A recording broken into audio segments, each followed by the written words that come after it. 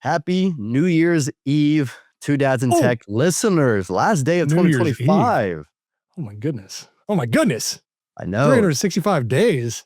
360. I saw something the other day on TikTok.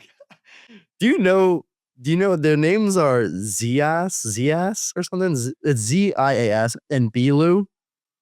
Is it the two brothers with dreads? Like random, like... No, I think they're best friends. They played college football together. Do you know Aiden Ross? Oh, are you talking about the dudes with the quarter zips? No, I don't think so either. Okay, then I don't know. There's a lot of influencers, and I think you and I are on different sides of the algorithm. I'm like on the, you got to be 20 to 23 or like 16 to 23 to watch this, and you shouldn't watch it if you're older than that, but it sucks me in. So anyways, one of them was like, I feel bad for people with December birthdays because you got to wait the whole year for it to get to your birthday. Dude, yeah. No, seriously. December, well, that's hilarious. But also December birthdays, like if you celebrate Christmas and you have a December birthday, I feel like you just never really got to celebrate your birthday. Yeah. It's funny. One of my kids has their birthday January 12th. And so it's like, it's, January birthdays, it's rough. It's rough. Yeah. I have a July birthday. I feel like I've always gotten the full gamut. I know it's like right smack dab in the middle of the year. Nothing else is really happening in July except July 4th, which is fun, but whatever. Yeah. So yeah. Mine's May 24th, and it was always the last week of school, which is pretty cool. Liam. Harrison, all right, my youngest, turning 1 year old on January 2nd. So next week. There you go. Dang, so yeah, same thing. One. His birthday's gonna suck because everyone's gonna go out for New Year's and not want to celebrate again. Exhausted from Christmas, exhausted from New Year's, most of them going back to work after a week or two off. And then boom, he has a birthday. No one cares. Poor kid. Dude, I wanted to, last episode we teased that we're going to take a quick break. So everyone, if you're listening to this episode, you probably won't hear another episode for another couple weeks or so. Yeah. We're getting our lives together. We haven't gotten a single week off since December 12th or something. Yeah, something like that. 2014. Yeah. I mean, that's impressive. First of all, give us a round of applause. And second of all, subscribe. Subscribe to us on YouTube so that you get pinged when we come back. Like we want to come back to thousands of subscribers on YouTube. Tell you what, if we hit 850 subscribers from this episode after, we won't take a break. We'll record. What are we at right now? 750? I don't actually know. Something like that. But anyways, all I have to say, if you're listening, we all appreciate you. When I say we all, 724. Daniel and I. What are we at? 724? 724. It's a slow last couple weeks. Who is her? Yeah. Dude, some of the comments are so mean. I know. Mean. They're like, I don't even read them. I went to bed crying for 3 days in a row. I've been crying since we started this episode. I wanted to do 2025, kind of like a year in review. I guess you can kind of say a Spotify rap, but for us, just talk about the podcast, what we think, how it went, things like that. So I used my friend ChatGPT to make some questions, and then I reprompted it, kind of fixed things up. I want to run through this. I made it to where you can answer, I can answer, go back and forth. How's that sound? Sorry, I'm just vibing. I'm listening to music. I'm listening to music. I can't even hear you. What'd you say? Say it again. Dude, you should have not said anything for like 30 seconds. Just silence. Spotify in my earbuds over here, just like totally ignoring you. That sounds like a plan. Let's do a little year in review. All right. These questions they're just fine. They're okay. So let's get into it. What is one episode this year that changed how you think, not just got good numbers? Terrible question. You're right. I hate that question so much. I'm looking at our YouTube channel right now. I'm serious that the Nir Eyal episode, How to Become Indistractable from Technology with Nir Eyal, 3 months ago. So I think we recorded that early October, something like that.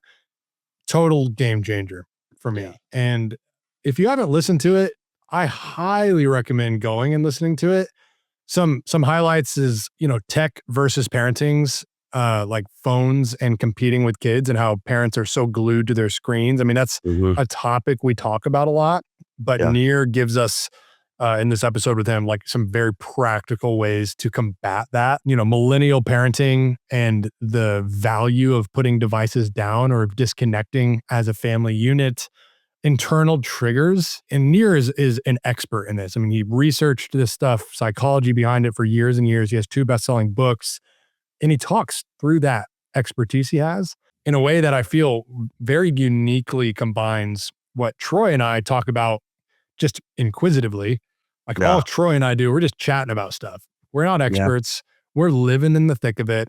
We're parents, but our kids aren't that old. So like we're still trying to figure it out. Nir Yeah. really just goes deep into like, hey, here's some very practical ways to go after being a good parent in the age of technology. Yeah. By far the most impactful episode that I think we did this year for me. I really don't want to piggyback off that or steal it, but I agree. And I'm going to give a second episode because I don't want this to just be solely focused on that. But yes, Nir's episode was great. And it had what I thought was some of the best energy. He came in and you So could much. like hear the passion behind every single word. And we that he didn't even said. really we didn't do much. We were just there. We asked him a couple questions. I mean, we had a kind of a rubric or a plan, but I mean, all we did was just listen to him. And it was like, Yeah. you and I were just sitting at his feet like, whoa, Yeah. this is awesome. We're learning.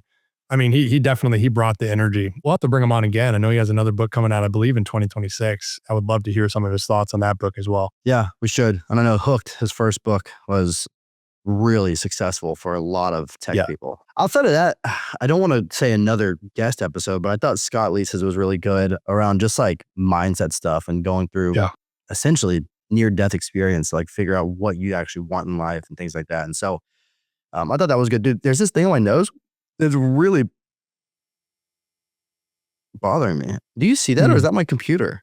I can't really see it. No, I thought, it's okay, I think I got it off. it's probably All right. it's probably cancer. Yeah, everything is. If I Don't laugh. WebMD Don't it, laugh at I'm that. done. I'm cooked. All right. What is something that you were scared to say on the podcast in 2025, but you wish you did say? Something that I was too scared to say, as in I did not either say too it. scared or that you wish you would have talked about. That's a tough one because I try really hard to say whatever is on my mind. Yeah. So nothing really comes to mind of like, oh man, I should have said that and didn't. If I think I should have said it, I will just usually say it, or it's just not important enough to say. But do you have an answer to that? It seems like you have something that you wish you would have said. No? Kind of, but I also almost want to challenge you. Sure. I'm happy to be challenged. Because there was an episode where I kind of went deep on my life, and there's a few times where I was like, let's talk about your upbringing. And so I've noticed a couple times you pulled back, like, it's a whole nother episode, and we've never gotten back to that episode, and we never recorded it. I didn't know if there was anything like about your upbringing that you're like, I should probably leave that out just for the sake of publicity and stuff like that. And if so, no, let's leave it out. No. I'm happy to talk about it. Not now, obviously, but okay. Yeah, not scared to talk about it. It's just complicated and really probably takes a full episode to really get into details. Otherwise, people are like, what? Like I was arrested when I was 7 years old. That's a real story. That is great. You can't say that. You can't say that and then just be, all right, well, so what do you think about Thanksgiving? Think about AI. Hey, these new robots. Yeah. Like there's just so much. Every single detail is just opens 50 more questions. Yeah. I'm happy to go into that in 2026 and let's plan a full episode around that. And I can give you some heads up, thoughts so you can ask me good questions. And we'll just go all the way in there. I've talked about it in front of large crowds of people. I've told my story in Boston, in Chicago, in China, in Spain, in South Carolina several times. Wow. Okay. Yeah. I've been a legitimate speaker on this topic. I think it's one that typically resonates with parents now. Early on, I think it resonated with people that were peers. Now it resonates with parents because the parents are dealing with their children who are troubled and dealing with, they're in and out of institutions. They're getting kicked out of school. They're getting in fights. They're dealing with drugs. I haven't, bad, friends, like whatever friend group is causing peer pressure. Like, so every time I speak, a parent comes out to me, sometimes in tears. I can recall many times this happened. Mom in tears. Your story was so impactful. Can I talk to you about the situation I'm dealing with my son, with my daughter, whatever? I don't even want your advice. I just want you to know what you dealt with is not as island unique as you think. Other people are dealing with some of this stuff as well. So it's always impactful for me too. But anyways, no, I'm not really scared to talk about most things. I can think more about this. Maybe there is something, but nothing comes to mind. By the way, everyone, Daniel had zero idea I was asking any of these questions till I clicked play. So or record, whatever. The only thing I was scared to bring up that I finally did towards the very end was like the whole religious aspect. But Yeah. I wasn't scared of, and there's some things I want to ask about it that I'm scared to ask, but I will in 2026. We'll touch on You that should there. ask. And you Yeah. might know or even notice I'm never scared to talk about it. And Yeah. I have Wow. quite deliberately woven in my faith to many of our episodes, not because there's no ulterior motive here. That's just who I am. Yeah, for sure. My faith is not a segment of my life. It's a part of my life. I talk about it when it makes sense to. And on this podcast, there's been many different points and segments where it just made sense to bring it up. Got it. And I've noticed that, and that's, Daniel is very much himself on all platforms. Maybe I a try. little goofy on X, who knows? But maybe that's you. Maybe I'm that's you. goofy. That's my Um, goofy side for sure. Let's see. What part of yourself do you feel accidentally turned into content this year? I don't know if I love that question. Okay, Yeah, that's a weird I like question. this next question though. Okay. Did this podcast ever feel like a chore in 2025? All the time. Dude, All the time. towards You the end guys of the don't year, even it get became it. tough. You don't even get it. Look, Yo, I'm so massive bad. shout This is out. my fault. No, it is kind of Troy's fault. I'm Kinda, not yeah. gonna lie.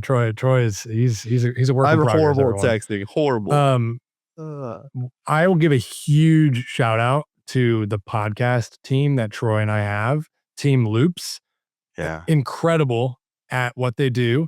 They, in fact, to our own demise, they are very responsive, and even we don't communicate as much as we should with them. The last few months, particularly, we've given them like a couple times the episode, like Wednesday morning. That's our day. Wednesday morning, we're go live on YouTube, on all platforms, Spotify, Apple. Like our episode, we've given them the raw footage like Tuesday morning. And they're 12-hour time difference. Tuesday afternoon So, sometimes. Tuesday afternoon. They're just They there. turn it They're around. ready. They turn it Yeah. around. It's ready to go. So massive thank Yeah. you to Team Loops. And at first it was very much like delegate, instruct, tell them how it should be, some back and forth, some editing. I would say the last 3, maybe even closer to 6 months, We don't even there's been listen. almost no hand-holding. They Yeah. have 100% embedded themselves into our podcast. So has it become a chore? There are times it feels like a chore just to like literally set aside 45 minutes to record. Yeah. Troy and I are both very busy and have a Yeah. lot of competing priorities. And sometimes Two Dads in Tech just did not feel like a priority to us. Yeah. On that But note, we to still made anyone it. who reaches out to, reach out to us and tell us this is impactful if it is, because that helps us to go again for another episode. We get an email, a DM. But man, Team Loops have just, they are a steady podcast machine. They do 3 short form videos every single day, like clockwork, on Instagram, on YouTube Shorts. Some of them have gone mini viral. Some of them have gotten a lot of good attention. It's just like a part of our brand that does not require as much effort now, 56 weeks into this project, as it did certainly for the first 3 months. First 3 months, good grief, it felt like it was a real startup. And now I think it's become something that I think we really always hoped for it to become, is like, all right, like very minimal uplift for us, but still the wide net and viral coefficient of having content like this. Yeah. Daniel and I were really, really good at the same day. At a specific time, we would record an episode, and I don't know, we fell out of that, and then that became a habit, and it was like, dude, whether it's at night or whether it's in the morning or on a Sunday after he gets back from church, like whatever, I'm like, dude, we just got to record something. Yes. All right. Yes. And I'm really bad at texting. Daniel will text me on like a Monday, and then like a Tuesday, swear to and God. then Thursday, and he's like, dude, I just need you to respond. That's it. I'm like, I'm so sorry. What's up? Like, I mean, I don't even want to. That's on me. I know. He knows he's bad at it, and that's the first step to improving. But I know. I'm trying to get a little bit better. We've made it happen. We're okay. It's gonna work out. But I will say, I think the reason we're doing this pivot, and we won't talk too much or give too much away, some of the reason we're taking some time off and some of the reason we're planning some strategy around 2026 is because what we have noticed energizes us about this podcast is a little bit different than what you might expect from the last 55 or so episodes. There's 5 or 10 episodes where we felt like, oh, that is a difference maker for us personally and for the people that we really want the audience to look like. And so we're going to lean into that. It took 55 plus episodes for us to understand like, oh, this is what we can offer.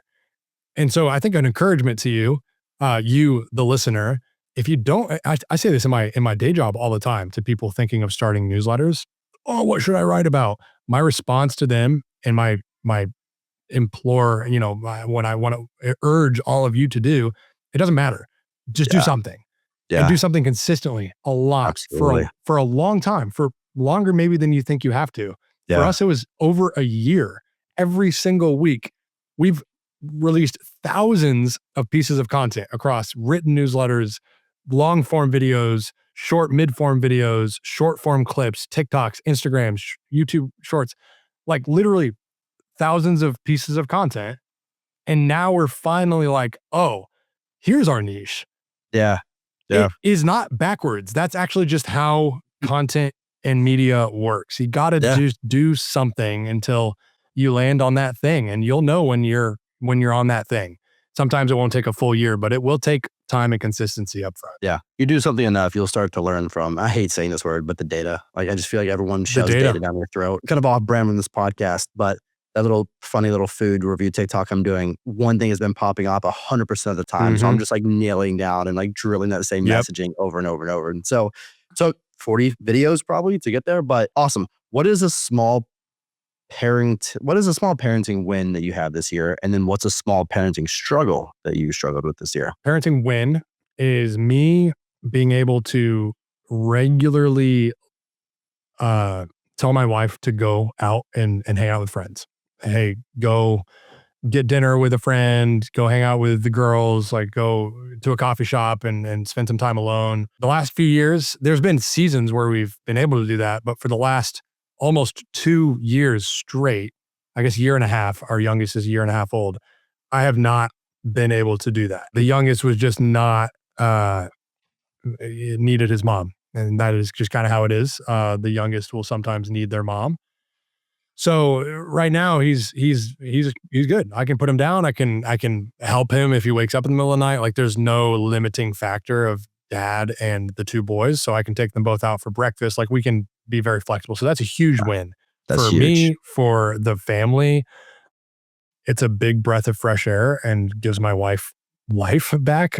She's been obviously that's been a rough, 2 years almost. A parenting struggle or challenge would be sickness. Which is like not unique to us, but our kids have been so sick. Ooh. Like right now, they're both sick. One of them is better than the other, but it's constant. I feel like literally this whole year it's been constant. I mean, so that's just been a challenge, and there's no solution there beyond just trying to be healthy in general, holistically. But like kids get sick, their immune systems get better, and they get less sick, and it's like, so that's been a challenge for sure. Yeah. Let's see. For me, I hate that I'm even echoing this. Not to echo the first one, but one thing that outside of like letting the wife go out and do her stuff, like she just had a girls' night last weekend, and they slept over in like a cute little town, things like that. So I had the boys, but I was much more intentional with one-on-one dates with Liam because Harrison. He just kind of sits there and looks at you and laughs and stuff, right? Liam, I feel like it's very impactful. He's starting to observe every little movement, thing you say, thing you do, etc. And so that's been awesome. Just random dates. Let's go to Culver's and grab ice cream. Let's go to Chick-fil-A. Shout out Chick-fil-A. let's just do whatever. So that's been great. And it also takes one of the kids away from the wife as well. I'll also say my struggle has also been a win towards the latter half of the year, which is my patience. When you hear like the daddy, like, and some of those times it's because I'm on my phone and I'm like, oh, dude, what? But so taking my phone away has been pretty good. And I'm not 100% consistent. I think there are people out there that are. I'm not that way. Been a lot better at it. Actually, yesterday, I visibly noticed that my phone was in my pocket the entire time I was with the kids. We went to go see Christmas lights, stuff like that. So there's that, which is good. But the patience, like I feel like that's also a struggle because sometimes I get home, I'm tired, I'm exhausted. The dogs are my responsibility. So I take the dogs out, take them on a walk. And when it's feels like negative 22 and you get in, like the last thing you want to do is just sit there and go and play. So it's been a struggle and a win. Still working on it. Something I really want to get better at in 2026 is having much more patience with the dad. I can definitely be more patient. I'm always taking mental notes of how patient my mom or my mom, my wife is with the kids. It's hard, man. Kids are kids are needy. I mean, they're kids. They should be. But it's hard. Yeah. It's hard to be patient Yeah. always. You know, What is something that your kid or kids, one or the other, has done this year that hit you emotionally harder than you expected? I can't remember if it was this year or last year, but Courtney and I were having like we were bickering, Yeah. regular bickering, Yeah. and Classic. A sponsor is one that is near and dear to my heart, and that is Zapier. They are literally the backbone of my business. It's like there's four of me because of Zapier, and I don't have a ton of technical expertise. So I was like, I need all my technologies to talk to one another, but also I need to make sure that what I'm doing has an outcome, and I don't want to spend time in the middle, right? So for example, I'll have an hour-long discovery call. Automatically, that transcript goes from Fathom into Gemini Pro. What it does is it understands the entire conversation, and then from there, it creates an entire PDF that I send over after the discovery call. Things like current state, future state, what their world looks like today, what quick fixes I can help with, and then recommendations down the road to consolidate their entire tech stack. That entire part is done for me. It's incredible. I just have the call. Then a few minutes after that call, I get an email of the PDF of the entire conversation and what I recommend for them to do. And it saves me hours and hours of time. And this is just one of many different workflows I use through Zapier. So go check them out at zapier.com, Zapier.com. They also have a free trial. So it's really easy to get started, test things out, set up some of your own zaps. And if you have any questions, don't hesitate to reach out. Everett, our oldest, so I can't remember when this was. He was at dinner and he said something, I'm paraphrasing, but it hit me like a pound of bricks. He said, "Stop talking to each other like that." And he was like 3, maybe not even 3. Yeah. Wow. And I mean, I struggled with that. Like that rocked my world Yeah. because it stopped me in my tracks and showed me a few things all at once. One, the way we're speaking to each other is not emotionally helpful for a Yep. child who doesn't know how to. If there's any type of bickering, it's adding stress, it's causing anxiety. Like there's a lot of these studies out there that like children react emotionally, mentally to their surroundings. So one, not healthy for the child. Two, noticeably not healthy for them to speak up. Like that doesn't feel right, seem right, look right, how they're talking to each other to say, stop talking to each other. Like, and who knows how cognizant he was in that moment to bring that up and to say that. But Yeah. I was like, oh my goodness, I can't believe this meaninglessly bickering moment that I thought probably nothing of, maybe she thought nothing of, prompted my child to be like, hey, stop talking.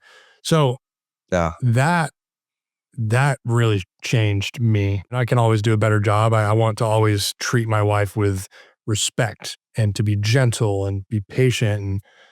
But you bicker. I mean, you're married. It's not something that I'm discounting and saying, oh, you're going to do it anyways. You might as well just do it. No, I want to get better at that. But Yeah. not For just for sure. me, not just for my wife, but for everyone around us. Like that's just not comfortable to be around an old bickering married couple, Yeah. Yeah. Yeah. Yeah. I don't know if we've had that exact phrase come from Liam, but I think we've heard like a stop or whatever. Yeah. One thing that he said actually recently, I think it was like 2 or 3 days ago, and it was emotional in a happy way because now that he's essentially saying full sentences, some of them don't make the most sense, and that's exactly how the sentences should be. So funny. But he said something along the lines of, "I love you, Daddy. I'm excited to go to Costa Rica. We're gonna have so much fun." And I was like, dude, we are, man. Get over here. So That's cute. sick. So adorable. I teared up for sure. I was like, dang, that's sweet. Um, Yeah, that's nice. That is kids, going to be a man. really, really good trip. And he's old enough, he'll probably remember bits Yeah. and pieces of that. He'll remember going. He might not remember each detail, but like that'll be impactful. I mean, that's going to be so fun. Let's see. Is there any hard conversation with your wife that you've avoided this year that you know you can't or should not avoid in 2026? That's a good He's question. like, I'm avoiding it for a reason. Wait till No, next no, year. no. I feel like there's something for me. I don't know. Like I'm sure there's stuff where I'm like, I don't know. I'll get to that later. Uh, Put you on the spot. I know. I don't Um, know. I mean, I'd like to say I'm an open book and then I in general, just the way I am, I'm just like, I just don't beat around the bush. Like I'm too impatient to beat around the bush. So for better or worse, I'm just like, boom, go right to the source and have the conversation. But like, I don't know. Yeah. I mean, maybe there's something. Yeah. I I don't couldn't know. tell you. Mine would probably be, even though we're chatting about it now and stuff like that, but just like career related stuff, less about like us related or anything like that. Yeah. I don't know. There's a lot of, we've talked about this a lot. I avoid a lot of conversations and stuff because I hate conflict and I avoid conflict at almost all cost, Interesting. which is why I don't ever text you because I'm like, dang it, now I have to deal with conflict. I don't know. I'm like, Friggin' here we go. All right.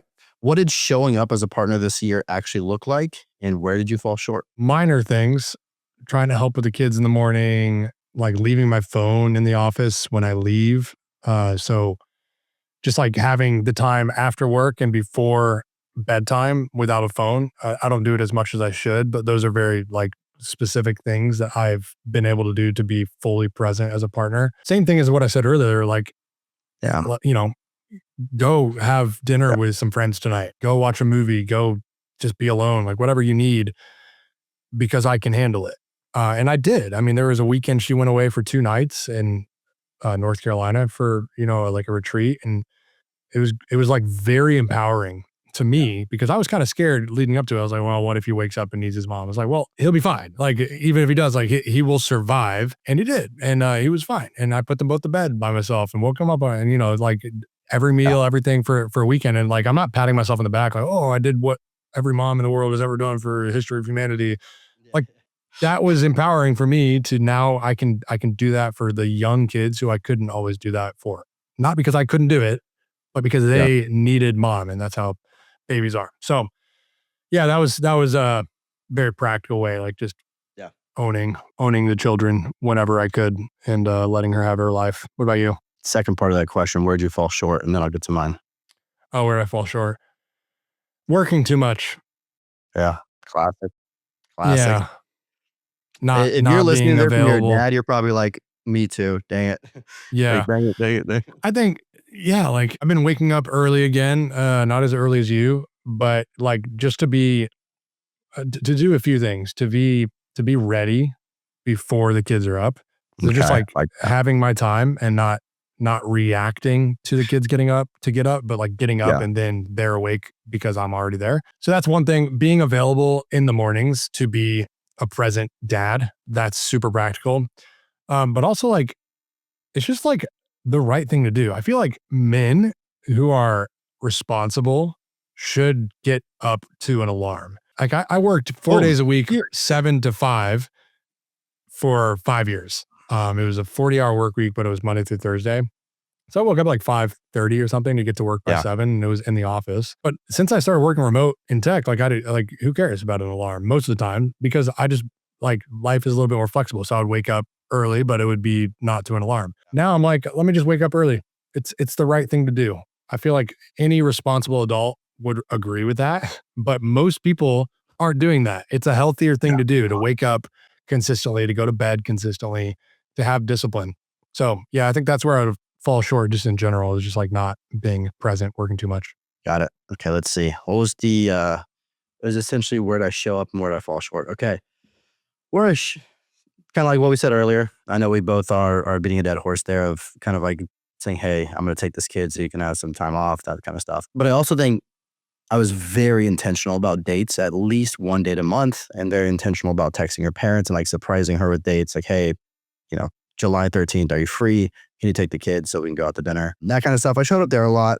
I really, really do want to appreciate them for that. And I find it so important to just date your significant other and find time to do that, even if it's not a monetary thing and it doesn't have anything to do with your financials. Just like I think you mentioned, go outside and light a fire or pack a picnic and sit on the backyard and just talk.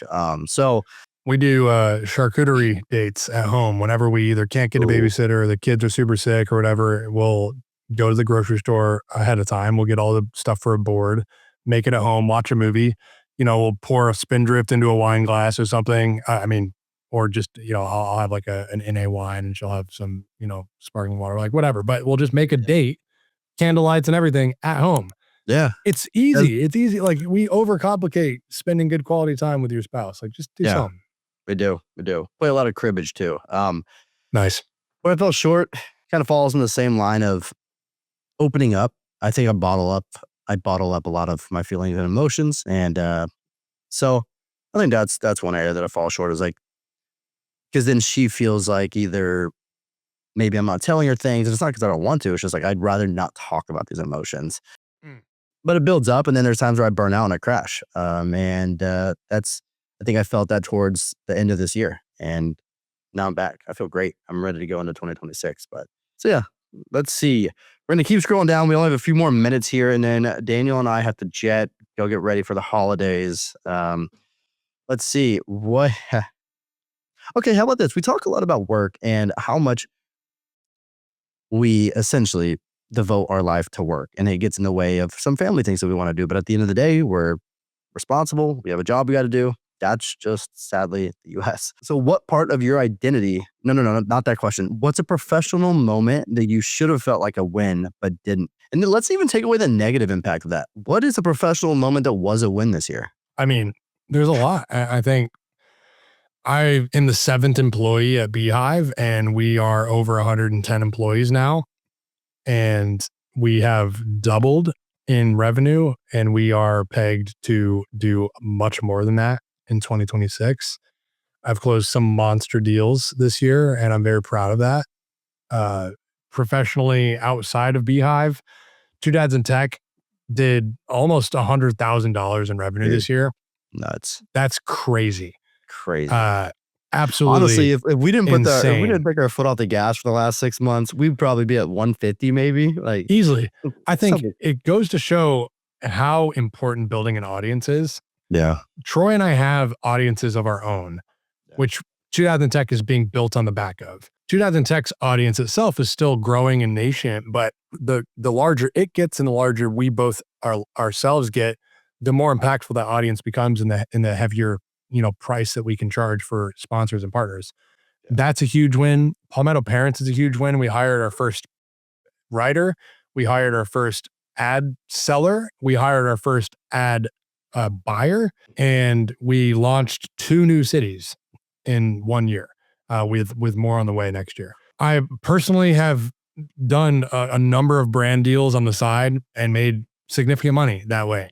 And so it's like I think the internet really opened up this year to me. I'm like, oh, like there's a lot, and it's Yeah. not a heavy lift. I think once you have an audience, you can do so much with that audience. Yeah, you can. That's it. So I think the professional wins is like, oh, like life got harder, but also like life got easier because I just leaned into the audience and the Yep. audience development. Yeah. I think I'd echo that. Again, I hate sitting here in this podcast saying everything that you're saying, but at the end of the day, I think I know you suck. my LinkedIn audience and even expanding now to obviously towards the end of this year, which I don't know what we'll talk about this offline, but Palmetto Parent stuff, the Eat with Troy newsletter are pretty much at 507 days. So like if that keeps It's awesome. growing, at the end of the day, and you want to expand into Madison, and I know how to run things if I already It's have not a a bad brand idea. there and like, Yep. so Yep. something to No, chew on. we have big hopes. Yeah, It's all happy it's to- all like a sail the or build the ship while you sail type of approach. But we have some ideas for 2026. So it's all coming together. what I like to do, build a ship while you sail. So yeah, there's things there. But yeah, that audience between this podcast, some sponsored posts here and there, and like I won't give a number, but it's really cool to know that you can make an extra almost 6 figures or more just by having an audience. So Incredible. know that, everyone. I don't know if it's you don't need to do LinkedIn. Go do anything. Go make TikToks. You don't even need to show your face. A lot of people are embarrassed to show their face. Like whatever you want to do. If you want to make recipe cooking videos, make recipe cooking videos, but don't show your face. So I don't know. There's a lot of opportunity out there, and it keeps on expanding. And I keep on realizing, wow, like you can make money off of just about anything in today's world. Yes, you can. Let's end off on one more question here. What are we at? 35 minutes. Yeah, let's end off on one more question. What emotion did you feel the most in 2025? Probably stress. Is I that was an going to say emotion? stress for me. I wanted to answer first, so I wasn't. You should have talking. answered first. You should have answered first. Stress, dude. Really I stressed. think I felt. Let me preface. I felt tremendous amounts of joy as both of my kids started developing into their own person. I mean, we have so much fun and I really get to experience life to the fullest. I feel like these are the best days of our lives. And so I've felt that consistently. Yeah. So I think the stress is a me problem. Like I can and should be able to deal with that stress, particularly in light of how much amazing joy-filled moments my life has. So yeah, I take it back. Joy. I've felt joy this year, tremendous amounts of joy. And I think the stress I feel is when life doesn't let me experience those moments of joy as much as I would like. Yeah. Okay. I like that. Stress for sure. The most stressful this year. I had to just be straight up with that. It's not an emotion per se, but maybe like growth. I feel like I learned and grew a lot this year as a person, as a human, as whatever, as a professional, as a husband, as a father. And yeah, I think it was a joyful year, but it was a joyful year. But I've had more joyful years. I think, and I think I've done a lot of, self reflecting over the last 3 months or so. Like what's bringing me stress, what's bringing me joy. Let's figure out what needs to be eliminated, things like that. And so I'm pumped for 2026 because it was a stressful year. That's all right. There's stressful years, everybody. You might be having a That is all stressful year right. right now listening to this. That's just part of it. All right. You got That to is just all right. make it through. And if you're getting too stressed, tell someone. Please tell someone. We're going to always Speak harp up. on that message. So other than that, man, that's all I had for you. I wanted to just know, how was your 2025? Wrap it up. Let's see how it ended. Let's see how it went. That's what I had for you. Happy New Year. Happy New Year. Enjoy your Happy New Year. holiday. Yeah. There's nothing like a Jet 2 holiday. Enjoy it. Enjoy it. Have fun. Thank you everyone for listening, sticking with us. If you're new here, stick around. If you're old, thank you. We appreciate you. And Thank you for as listening. always, 6, 7. 6, 7, 6, 7. Let's end it. Come I on, hate go. that. All right.